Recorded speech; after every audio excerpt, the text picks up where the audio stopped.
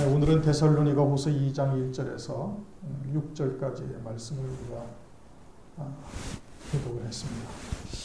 데살로니가 후서 이제 2장에서는 주의 재림에 대해서 말씀을 하고 있고, 그 재림에 대해서 미혹하는 역사가 있으니까 그러한 미혹의 역사에 속지 말라, 이제 그러한 내용이 이제 오늘 본문 내용인데, 그것은 뭐 오늘날도 이런 미혹의 역사가 뭐 무수히 있음을 우리가 볼 수가 있죠.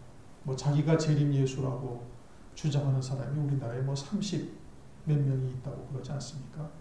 뭐 그렇게 말하는 자들이 오늘날 대부분이고, 또 뭐 그런 것이 오늘날 또 횡행하면서 신천지가 이제 그 신천지 그 교주가 누구의 이름이 갑자기 생각이 안 나네. 그 사람이 자기가 재림주라는 얘기입니다. 재림 예수라고 하는 거예요. 그러면서 큰 교회들 성도들을 갖다가 자기들 성도들을 보내가지고 미혹하는 역사가 얼마나 많이 있습니까? 그래서 뭐 교회가 깨어지고 무너지는 데가 한두 군데가 아니거든요. 뭐 이런 미혹의 역사도 있었죠. 또 뭐 얼마 전에는 이장님 사건이 98년도인가 언젠가 또 있지 않았었습니까? 뭐 그래가지고 우리나라 교계가 다 떠들썩하는 이런 역사도 있고, 뭐 하여튼 이와 같은 미혹의 역사가 끊임없이 있는 겁니다. 또 이제 요한계시록의 말씀을 가지고 그걸 어거지로 해석을 하고 마지막 때에 이루어질 일들을 억지로 해석을 해서 스스로 멸망을 자초하는 일들이 또 오늘날 있는 겁니다. 말씀을 가지고 미혹하고, 뭐 보았다 들었다 뭐 이래가지고 또 미혹하고, 뭐 온갖 역사들이 있는 거예요. 데살로니가 교회, 초대교회에도 그러한 미혹의 역사가 있었던 겁니다. 그래서 사도 바울이 이제 그거에 대해서 주의를 주고, 이제 이와 같은 그 3절, 4절 사건이 있기 전에는 주의 날이 이르지를 아니한다는 겁니다. 그러니까 우리도 이제 이거에 대해서 확실히 깨닫고, 그런 미혹의 역사가 이제 역사에 우리가 이제 흔들리거나 동심하거나 두려워하지 이제 않아야 되는 것이죠. 1절을 보니, 형제들아 우리가 너희에게 구하는 것은 우리 주 예수 그리스도의 강림하심과 우리가 그 앞에 모임에 관하여, 이제 2절 혹 영으로나 말로나 우리에게서 받았다는 편지로나 주의 날이 이르렀다고 동심하지거나 두려워하지 아니할 그것이라. 사도 바울이 데살로니가 교회에 편지하면서 지금 바라는 것이 뭐냐면, 주의 날이 이르렀다고 동심하지 말라. 또 그런 날이 온다고 두려워할 것도 아니다.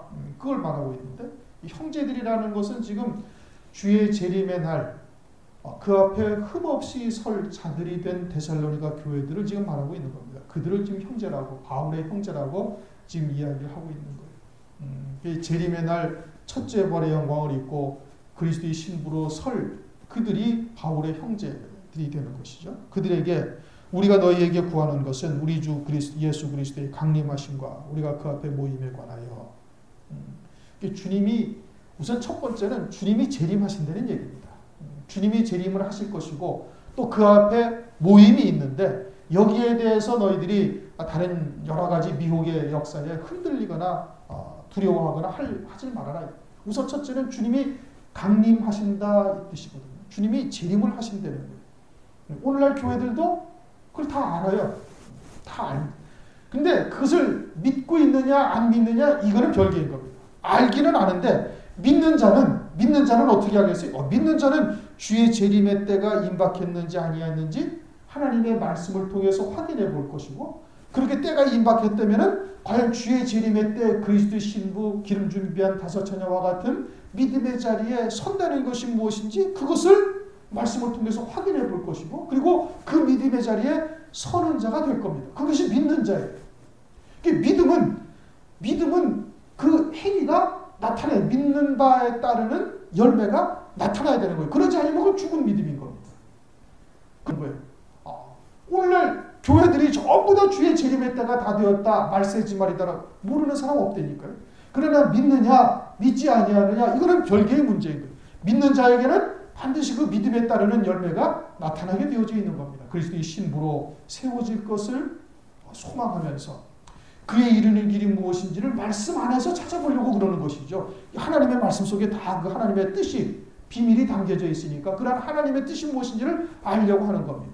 그런데 대부분의 교회들이 그와 같은 말세지말이라는 걸 믿고 주의 재림이 임박했다는 것을 알고 있지만은, 그러나 다 하나님의 말씀을 어디에다 비중을 두고 있는가? 그냥 생활 교훈에다가 전부 비중을 두고 있는 겁니다. 뭐 여러분들이 극동방송이나 그 유선방송에서 기독교 방송들을 다 들어보시면 알겠지만 전부 다 생활 교훈이에요. 착하게 살아라, 행복한 가정을 꾸미자, 또 서로 사랑하자, 구제하자, 또는 뭐 어쩌고 저쩌고 하면서 전부 다 일상의 삶에다 초점을 다 맞춘 겁니다. 그것은 영생의 말씀이 아니죠. 그러한 말씀들은 밖에서 얼마든지 뭐 공자맹자 찾아도 얼마든지 들을 수가 있고 일반적인 생활, 윤리, 도덕, 철학 뭐 그런 데서도 얼마든지 다 들을 수가 있는 겁니다. 그런데 그러한 말씀이 주종을 이루고 있고 그러한 말씀이 교회에서 범람하고 있다는 것은 재림을 믿지 않는다는 얘기예요. 한마디로 안 믿는 겁니다. 재림에 대해서 전혀 심각하게 생각질 아니하는 거예요. 그러나 주님의 재림은 그들이 믿든지 믿지 아니하든지 주님의 재림은 주님의 때에 그냥 오시는 겁니다. 부정한다고 무슨 재림이 있겠어. 모든 인류가 다 부정한다 해도 주님은 재림하셔요. 주님이 재림의 때에 주님이 정하신 때 그냥 주님 오시는 겁니다. 그리고 믿는 자들은 구원받고 믿지 않는 자들은 그들은 멸망당하게 되는 것이죠. 그래서 주 예수의 강림하심과 그러니까 주님의 재림은 반드시 있다 이겁니다. 그리고는 그 앞에 또 모임이 있다는 거예요. 그 앞에 모임이라는 것은 데살로니가전서 4장 16절 17절 말씀인 겁니다. 죽은 자들이 먼저 일어나고 그들은 어떻게 된다는 거예요? 그 죽은 자들이 모든 죽은 자들이 아니라 이것이 이제 요한계시록까지 가서 보니까 첫째 부활의 영광을 입는 자들이고 나머지 죽은 자들은 그 1000년 동안 살지 못하는 자들이 있다.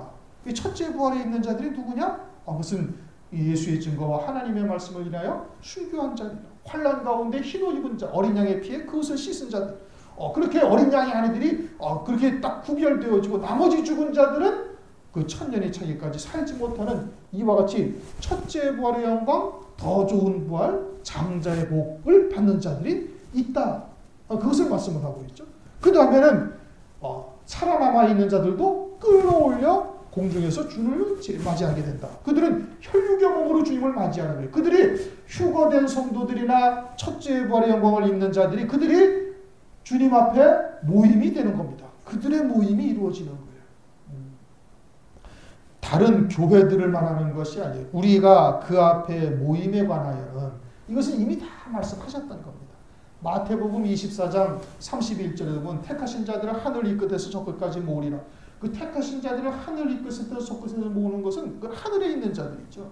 그 이미 순교한 자들을 그렇게 모으신다고 말씀을 하고 있는 거예요. 모든 죽은 자들을 말하는 것이 아니다 이겁니다. 그에 관해서 이제 그것을 우리가 이제 성경에서 우리가 이미 이제 참고해 본 것이고 데살로니가전서에서도 이미 말씀을 하고 있고 그런 주 예수 그리스도의 강림과 우리가 그 앞에 모임에 관해서 혹 영으로나 혹 말로나 혹 우리에게서 받았다는 편지로나 주의 날이 이르렀다고 동심하거나 두려워하지 아니할 것이 두려워하지 말라는 겁니다. 동심하거나 두려워하지 말라는 겁니다. 그런데 사도 바울의 편지와 같은 것으로 가져와서 미혹하는 자들이 있고 혹은 성령으로 말미암아 직접 계시를 받았다고 해서 미혹하는 자들이 있고 또는 여러 가지의 말로 미혹하는 역사가 있다는 얘기입니다. 언제? 초대교회 때 그런 역사가 있었다는 거예요. 2000년의 재림에 대해서 또 그 앞에 모임에 대해서 이처럼 미혹하는 역사가 있었다는 얘기인데 그럼 오늘날은 어떠겠어요? 그 말도 뭐 더 말할 나위가 없죠. 서두에도 말씀드렸던 것처럼 우리나라에만 재림한 예수라는 사람이 36명인가 있다고 그러고 있으니 이게 기가 막힐 노릇 아니겠습니까? 근데 여러분 봤어요? 동에서 번개가 번쩍하여 서까지 임하는 것처럼 주님이 강림하실 때 그렇게 오신다고 그랬거든요. 우리는 아직 못 봤어요. 저는 못 봤는데 그들은 재림 예수라고 그러는 거예요. 재림하시면 그러면 만왕의 왕으로 만주의 주로 오셔가지고 온 천하의 만물을 다스리고 마귀는 무적행에 갇혀 있어야 될 텐데 여전히 마귀는 돌아다니고 있고 온 천하에는 하나님의 공의가 아직도 이루어지지 않고 있으니 그들이 재림 예수라고 할 수가 있어요? 할 수가 없죠. 또 본문 말씀에서도 말씀하시는 배도하는 역사 또는 이 멸망에 이르게 멸망케 하는 자 멸망의 아들이 나타나지도 아니했는데 자기들이 재림 예수라는 주님이 재림하시기 전에는 반드시 3절 4절의 말씀이 성취되어야 주님이 재림하신다는 거거든요. 그런데 여러 가지로 미혹하는 역사가 2000여 년 전에도 있었고 그럼 오늘날은 어떻게 했어요? 오늘날은 말할 것도 없는 것이죠. 그럼 그것을 무엇으로 분별을 해요? 하나님의 말씀으로만 분별이 되는 겁니다. 뭐 보았다 들었다 그 아무 소용이 없어요. 뭐 환상을 보고 어쩌고 저쩌고 무슨 계시를 받아가지고 어쩌고 다 거짓말이다 이겁니다. 뭘로 확인해야 되는 거예요? 말씀으로요. 말씀으로 확인을 얼마든지 할 수가 있는 거예요. 3절 누가 아무렇게 하여도 너희가 미혹하지 말라. 누가 이제 어떤 소리로 또는 뭐 보았다 하든지 들었다 하든지 뭐 직통 계시를 받았다 하든지 뭐 환상을 받다 하든지 이런 것을 다 미혹하지 말라. 먼저 어떤 일이 있어야 돼? 배도하는 일이 있고 그 다음에 멸망의 아들이 나타나서 자기를 보여 하나님이라고 할 때가 하는 역사가 있기 전에는 그러기 전에는 주님의 재림이 있지 않다 이겁니다. 그러면 이장님의 사건 때 주님이 재림하신다고 막 난리가 났지 않습니까? 그러면 3절 4절의 말씀이 이루어졌나요? 안 이루어진 거예요. 그러니까 하나님의 말씀을 통해서 얼마든지 확인이 다 가능한 겁니다. 얼마든지 확인이 가능한 것이. 그런데 하나님의 말씀에 어둡고 하나님의 진리의 말씀에 대해서 깨닫지를 못하니까 그러한 미혹의 역사에 다 넘어가는 거예요. 그것 때문에 그냥 온 나라가 떠들썩하고 TV로 그냥 생중계까지 하는 이 어처구니 없는 일이 벌어졌던 것 아니겠습니까? 첫 번째는 뭐가 있어야 돼? 배도하는 일이 있다. 배도라는 것은 예수 그리스도를 믿는 믿음에서 떠나는 것이에요. 그래서 다른 예수, 다른 영, 다른 복음에 속하는 겁니다. 배도하는 일이 있어야 적 그리스도가 등장을 하면 적 그리스도를 그리스도처럼 섬기게 되는 거예요. 모든 교회가 진리의 말씀 안에서 하나가 되어져 있으면 배도하는 일이 있을 수가 없죠. 그런데 그렇게 다른 예수, 다른 복음, 다른 영으로 미혹의 역사에 속한 교회들이 오늘날 대부분인 겁니다. 혼잡된 말씀, 누룩이 섞인 떡, 이와 같은 잘못된 말씀, 변질된 말씀에 전부 다 속아가지고 생활교훈이 마치 진리인 양 오늘날 교회의 하나님의 말씀을 전부 다 잠식해버렸어요. 마치 노아의 홍수 때와 같이 하늘에서 신령한 은혜가 오늘날 넘치도록 있는데 그런 하나님의 말씀과 땅에서 솟구치는 아주 인본적이고 세상적이고 세속적인 이런 말씀이 전부 다 그냥 뒤섞여가지고 이거는 생수가 아니라 아주 더러운 흙탕물이 되어져서 먹지 못할 물들이 오늘날 범람하고 있는 겁니다. 그러니까 진리의 말씀이 말씀의 기갈이 있다고 말씀하고 있지 않습니까? 마지막 때 여호와의 말씀을 듣지 못하는 기갈이라. 마지막 때 실제적으로는 하나님의 말씀이 넘치고 있는데 그런데 실제적으로는 그 참된 진리의 말씀은 생수는 없다 이겁니다. 들을 수가 없는 것이죠. 그렇게 배도하는 역사가 먼저 있어야 되는 거예요. 조금 전에도 말씀드렸던 것처럼 영생에 이르게 할 하나님의 말씀이 전부 다 생활교훈으로 육에 속한 말씀을 합니다. 그래가지고 교회마다 뭐 아버지 학교 만들어 놓고 부부간의 뭐 관계 회복을 위한 뭐 부부 교실도 만들어 놓고 뭐 별의별 걸 다 만들어 놓지 않았습니까? 전부 다 썩어질 육에다가 전부 다 초점을 맞추고 있는 거예요. 하나님의 말씀이 전부 다 육신에 속한 말씀, 생활교훈, 뭐 또 그런 기복적인 신앙 이런 것으로 전부 다 변질되어져 있는 것이 오늘날 현실인 겁니다. 그게 뭐예요? 이미 배도한 거예요. 그래서 적그리스도가 딱 등장을 해가지고 이 세상을 마치 천국처럼 에덴 동산처럼 만들어가는 역사가 막 나타나기 시작하면은 그를 그리스도처럼 섬기도록 하기 위해서 배도하는 역사가 먼저 있는 겁니다. 그래가지고 하나님의 말씀의 초점이 전부 다 세상에 속한 것, 육에 속한 것, 썩어질 것으로 전부 다 초점을 만들어버린 거예요. 그 다음에는 뭐가 있어요? 멸망의 아들이 나타난다 이겁니다. 멸망의 아들이라는 것은 그를 쫓아가면 전부 다 반드시 멸망으로 끝나게 하는 자가 나타난다 이겁니다. 불법의 사람, 멸망의 아들이 나타난다. 그 나타나가지고 그가 하는 일이라는 게 뭐예요? 자기를 보여 하나님이라 스스로를 보여서 하나님으로 섬기도록 하는 역사가 있다 이겁니다. 이것은 이제 다니엘서에서도 이제 말씀을 하고 있죠. 다니엘서에서도 이제 마지막 때에 대해서 한 일의 언약을 말씀을 하고 있어요. 적 그리스도가 등장을 해서 이스라엘과 한 일의 언약을 세울 것이다. 한 일의 언약을 세워야 적 그리스도의 7년 환란이 진행이 되고 그 7년 환란이 끝나야 주께서 재림을 하시게 되어지는 거예요. 그래서 디모데전서에도 보면은 6장 15절 기약이 이르면 하나님이 그의 나타나심을 보이리 하면서 기약이 하나님의 정하신 때가 있다는 얘기입니다.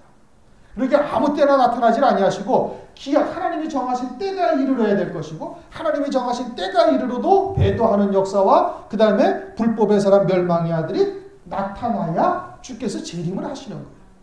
그러니까 이장님 사건 같은 거는 그건 허황된 이야기죠. 또 오늘날 재림자 자기가 재림주라고 이야기하는 것도 다 말짱 거짓말이다 이겁니다. 여기 다 걸리는 거예요. 또 무천년주의 그런 그 환란이라는 것이 없다는 얘기거든요. 그렇게 적그리스도가 등장하지 않는다는 얘기예요. 그리고 무천년주의는 그냥 여기에서도 이 말씀에서도 그냥 그대로 끼어지는 겁니다. 그네들은 환란이 없고 뭐 오늘도 주님께서 재림하실 수가 있고 아무 때라도 재림하시면은 그냥 이제 그것으로 이 세상에서의 모든 구원 역사는 다 끝나고 믿는 자는 천당 가고 안 믿는 자는 지옥 가고 뭐 이것으로 끝난다 이겁니다. 그것이 아니죠. 주님이 재림하기 전에 분명히 적그리스도 멸망의 아들 불법의 사람이 등장할 것을 성경에서 말씀을 하고 있는 겁니다. 그걸 어떻게 등장을 해요? 다니엘서 9장 27절에 한 일의 언약으로 통해서 등장을 하는 겁니다. 이스라엘이라는 나라는 구약을 지금도 가지고 있어요. 구약의 말씀을 가지고 있으면서 그들이 바라는 최고의 소망이 무엇이냐면 메시아 왕국이 이 땅에서 실현되는 겁니다. 이 세상에서 메시아 왕국이 실현되는 것이 이스라엘의 최고의 소망이에요. 구약은 그것을 지금 말씀하고 있어요. 이사야서 35장이나 이사야서 65장이나 기타 등등 그분이 직접 통치하시는 나라가 이 땅에 이루어지게 되어질 것을 이스라엘 백성들은 소망을 하고 있는 겁니다. 그런데 예수님이 오셨을 때 이 세상에서 그런 메시아 왕국이 이루어질 줄 알았는데 전혀 그런 것이 아니라 그냥 빌라도 앞에서 아주 나약한 한 인간의 모습으로 그냥 처형당하시니 그러니 그냥 십자가에 못 박아 죽이라고 그냥 외쳤던 겁니다. 자기들이 바랐던 메시아가 아니었다 이겁니다. 그래가지고 십자가에 못 박아 죽여버린 것이. 그런데 이스라엘 백성들이 그렇게 이 세상에서 마치 에덴 동산과 같은 메시아 왕국이 이루어지기를 소망하고 있는데 이 적그리스도가 딱 등장을 해가지고는 그와 같은 일을 마치 이루는 것처럼 보여지는 겁니다. 이런 공해 문제, 지금 뭐 공해 이런 오존층 파괴 또는 이와 같이 날씨의 기상이변 이게 다 지금 그와 같은 굴레에서 지금 벗어나지 못하고 있는 것이죠. 뭐 남극의 좀 북극 빙하가 뭐 30년 안에 싹 녹아버릴지 앞으로는 그보다 더 빨리 또 녹아버릴지 뭐 모르겠다. 뭐 아주 뭐 어마어마한 그런 이 기후 변화에 지금 심각한 시대를 우리가 살아가고 있지 않습니까? 더더군다나 뭐 이제 경제적으로도 뭐 미국의 사건들도 여러분들 아시다시피 뭐 돈을 그냥 마구 찍어내고 앉아 있고, 그러니까 지금 뭐 중국이 뭐 자기네들이 그냥 중국 위안화로 전 세계 통화 뭐 이 결제 통화를 하자 뭐 이런 얘기까지 나올 정도이고 뭐 하여튼 온갖 일들이 벌어지고 있는 거예요. 그 유럽의 EU의 그 통합 대통령이라는 그 이름이 뭐예요? 그 이름도 어려운 사람인데 뭐 작년인가 재작년인가 유럽이 그 노벨 평화상을 받지 않았습니까? 유럽 연합이 노벨 평화상을 받으면서 한다는 소리가 전 세계의 모든 문제를 해결하는 방법은 유럽 연합이 맡는다. 이것만이 해결책이다 이거예요. 그러니까 이제 장차 적그리스도가 그쪽에서 나오겠다 이제 이런 뜻이거든요. 뭐 이처럼 적그리스도의 등장에 대해서 지금 거의 지금 뭐 가까운 시대를 우리가 살아가고 있고 이와 같은 모든 경제적인 문제, 뭐 전쟁, 뭐 이건 아주 뭐 온 세상에서 어느 누구도 해결할 수 없는 이와 같은 문제를 그가 나타나가지고 아주 기가 막히게 해결해서 마치 그리스도처럼 이 세상에 등장을 하니까 이스라엘이 그와 한 일의 언약을 덜커덩 맺게 되어지는 거예요. 그리고서는 한 일의 절반의 제사와 예물을 금할 것이다. 다니엘서에 말씀을 하고 있죠. 그래서 그 증거로 안티오코스 에피파네스라는 시리아 왕을 하나님께서 구약시대에 보내가지고 그래가지고 성전에서 돼지피를 뿌리고 자기를 하나님으로 경배하라고 그렇게 한 사건이 작은 뿔의 그림자로서 그렇게 보여주신 겁니다. 그러면서 작은 뿔, 10뿔을 다니엘서의 7장, 8장에서 말씀하고 있는 거예요. 그 다니엘서에 말씀하고 있는 10뿔 작은 뿔이 이제 구체적으로 10뿔 짐승, 7머리 10뿔 짐승으로 요한계시록과 연결이 되어지는데 그가 나타나면은 한 일의 언약을 맺는다 이겁니다. 그로서 이제 환란이 시작이 되어지는 것이고 그로부터 7년 후에 주님이 재림을 하시게 되어지는 거예요. 그럼 그가 지금 누구냐? 뭐 이제 거의 임박하니까 우리들이 이제 그와 같은 사실을 이미 요한계시록을 통해서 상고했지만은 이미 6머리가 지중해 근처 유럽 근방에서 다 등장을 한 겁니다. 애굽이 거기서 나왔고 애굽 다음에 아수르, 바벨론, 메데파사, 그다음에 헬라, 그리고 로마 나라가 아주 이스라엘 하나님의 나라를 계속해서 대적하고 핍박하고 괴롭혔던 그와 같은 나라들이 6머리가 그 근처에서 다 있었음을 성경에서 딱 말씀을 하고 있지 않습니까? 그럼 7번째 머리도 역시 그 근처에서 나올 것이건 뭐 거의 정확한 사실이죠. 그 가운데 이제 WEU라는 서유럽 연맹이 딱 10개 나라로 한 50년대부터 지금까지 이어져 오고 있는 겁니다. EU, 유럽연합의 핵심적인 나라들인 것이죠. 5나라는 강하고 5나라는 약하고 마치 다니엘서의 10발가락처럼 그와 같이 지금 현재 조성이 되어져 있는 겁니다. 영국, 프랑스, 독일, 이태리, 스페인와 강한 나라거든요. 그 유럽의 핵심적인 나라인 겁니다. 그 다음에 5나라는 그리스, 말썽만 하던 그리스, 그 다음에 벨기에, 네덜란드, 룩셈부르크, 그 다음에 포르투갈, 딱 이렇게 10개 나라예요. 그들이 유럽연합의 중심이 되어져 있는 겁니다. 그런데 그 중에 지금 세 나라, 네 나라가 지금 이제 재정적인 문제로 그냥 살아났다 죽었다, 요즘 계속 엎어졌다 뒤치락 뒤치락을 지금 계속 하고 있는 거예요. 근데 다니엘서에 보면은 그 작은 뿔 하나가 등장을 해가지고 세 나라가 뿌리째 뽑아진다. 세 뿌리에 뿌리째 뽑혀지고 나머지 7뿔도 전부 다 하나가 되어질 것을 말씀을 하고 있는데, 이제 그와 같은 일들이 벌어지게 되어져서 그 10나라가 한 사람의 통치를 딱 받게 되어지면 바로 그놈이 이제 적그리스도가 딱 되어지는 거예요. 그러면서 온 세상의 모든 문제들을 다 이제 해결하면서 아주 평화, 사랑, 이것을 반드시 외칩니다. 평화와 사랑을 외치는 거예요. 그리고 온 세상 하나 되자. 그렇게 외치면서 아주 그냥 그리스도처럼 등장하라니까 이스라엘이 그들과 한일의 언약을 맺게 되어지는 것이죠. 이제 그와 같은 때가 아주 임박해지고 불법의 사람이 반드시 등장한다 이겁니다. 그래야 주께서 재림하시는 것이고, 또 한 가지 징조는 무화과 나무의 비유인 겁니다. 근데 무화과 나무의 비유는 우리가 이미 알다시피 이미 1948년 이스라엘의 독립으로 이미 성취가 된 거예요. 그러니까 마지막 때 중에 가장 마지막 때를 우리가 살아가고 있고, 주의 재림과 그에 앞서 적그리스도의 환란이 있을 아주 심각한 임박한 이 때를 우리가 살아가고 있는 것은 이제는 부정할 수 없는 완벽한 사실인 겁니다. 성경적 증거가 그러한 거예요.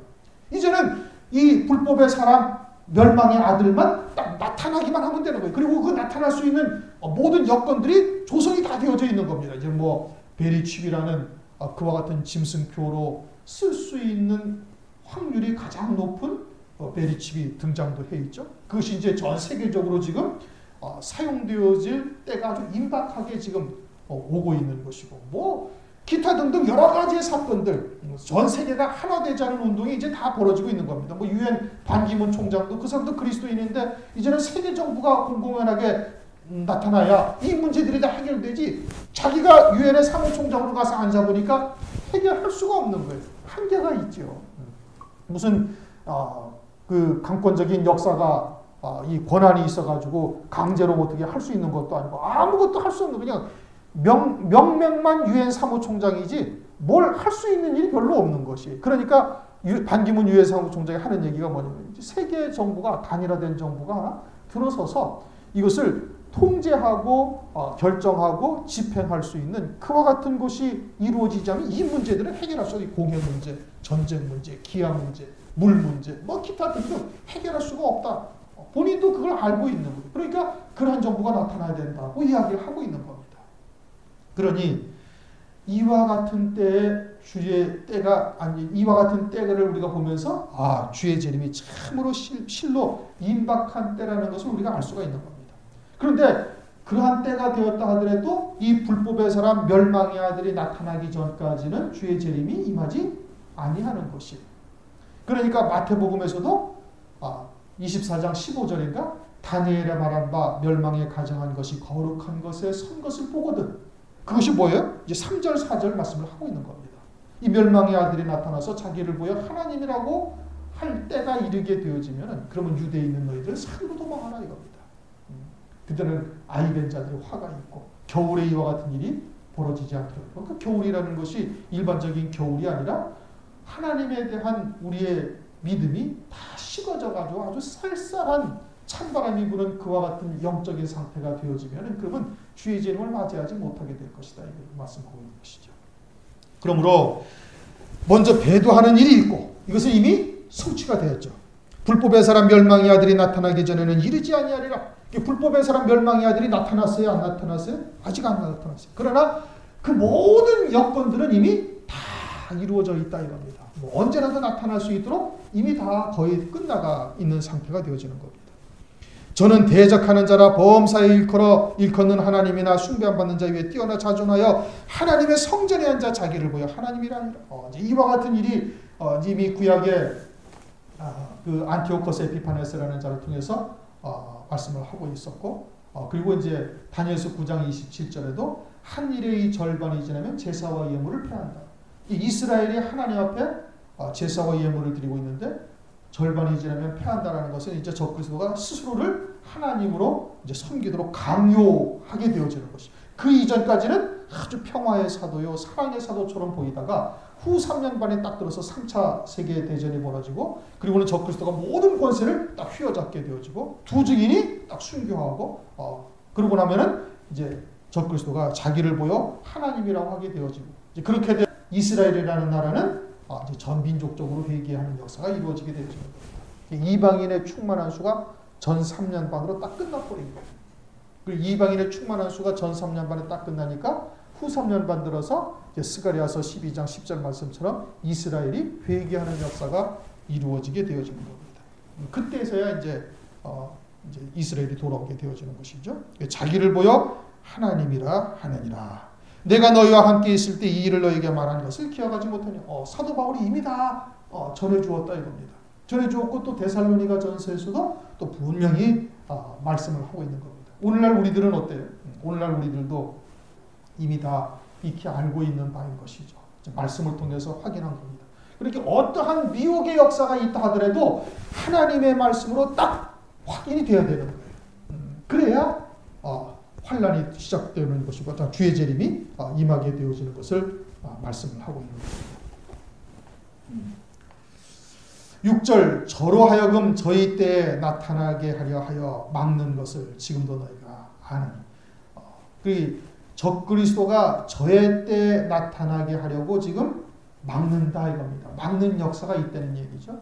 그래서 이제 이 또 막는 것이 무엇이냐에 대해서 아주 논쟁들이 또 많고 이것도 또 성경의 난제다 뭐 이렇게 이야기를 합니다. 그래서 초대교회 때는 이 막는 것이 무엇이냐, 이 막는 것이 로마다 이렇게 이야기를 합니다. 왜? 로마가 그 당시에는 최대의 제국이었고 세상 전체가 로마였던 겁니다. 사실 이 성경에 쓰여질 당시의 그 지역적인 환경에서 보면은 로마가 온 세상이었던 거예요. 그런데 로마라는 나라가 없어져야 그래야 적그리스도가 등장을 하게 되어질 것이다. 그래서 그 막는 것이 뭐냐? 그 막는 것이 로마다. 이렇게 얘기를 했던 겁니다. 그런데 로마가 망하고 나서 적그리스도가 등장을 했나요? 아니죠. 그리고 로마가 막는 거였어요? 막는 게 아니었죠.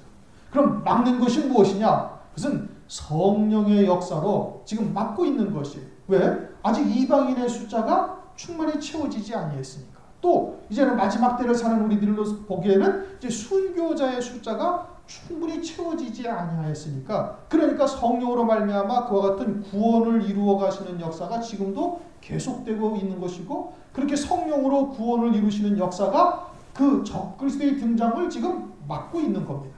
막는 것 하니까 어떠한 사물, 어떠한 환경 뭐 이렇게 얘기를 하는데, 그거는 한글로 번역을 할 때 이러한처럼 어떤 사물처럼 이렇게 이야기를 했는데, 막는 역사를 말하는 것이죠. 그것은 성령으로 지금 그렇게 현재 막고 있는 역사인 것을 말하는 겁니다. 그러나 이제 이방인의 숫자가 다 찬다면 어떻게 돼요? 그러면은 구원하는 역사가 이제 이방인에게서 끝나는 것이고, 그러기 전에 환란이 이미 이제 시작이 되게 되어지는 겁니다.